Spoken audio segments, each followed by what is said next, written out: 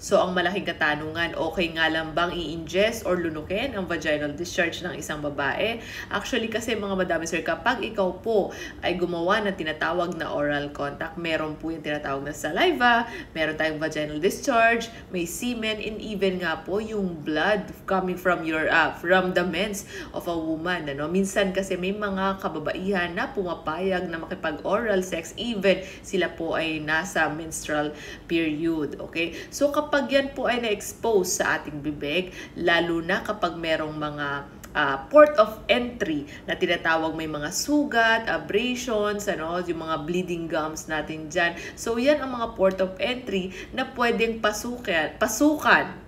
Okay, na pwedeng pasukan ng virus. So, pwede na po silang pumasok, makikisali na sa systemic circulation ng ating katawan. Definitely, infection po ang inyong mararating. So, kapag nag-ingest po ang isang tao na tinatawag na vaginal secretions ng isang babae, definitely tinatawag po nila itong vabbing. Okay? So, ano po bang meron sa vaginal secretion ng isang babae?